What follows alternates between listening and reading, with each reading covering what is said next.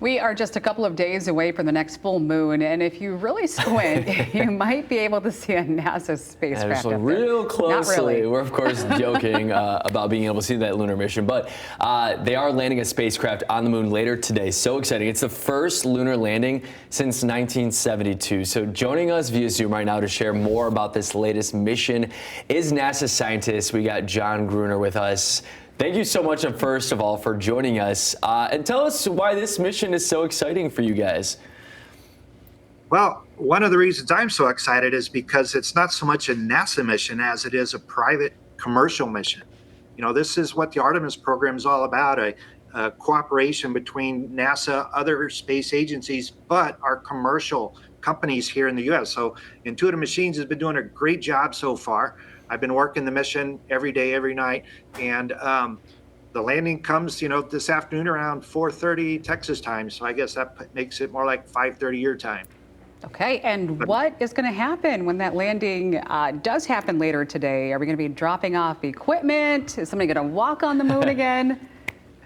Well, all of our payloads will stay on the lander.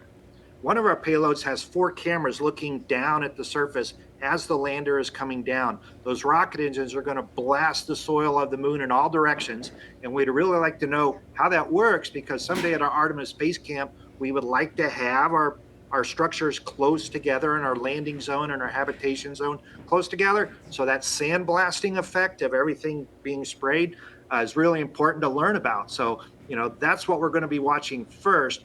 Before we get there, we'll be using lasers to guide, help guide it down.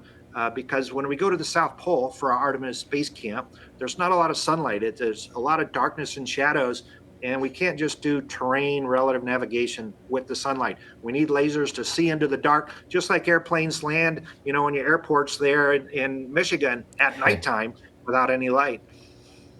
Yeah, it's so fascinating. So obviously a lot of goals and the mission happening today and will help for future missions as well. Is there a way for any of us to maybe watch the landing? I know you said 5:20-ish, 5:30-ish here in Michigan time. Is there any way to catch it all happen? Sure. It's just go to www.nasa.gov/NASA TV. So we have our NASA TV channel. They do a great job, and we'll have our Intuitive Machine partners on there as well, because they're going to be doing most of the calls, on the mission. It is their mission. We're just passengers along for the ride. So, but you'll see both NASA and Intuitive Machines at NASA TV. Well, congratulations. I know this is a big milestone, a big step forward for this commercial portion of the program there. So we appreciate your time this morning. You bet. All right.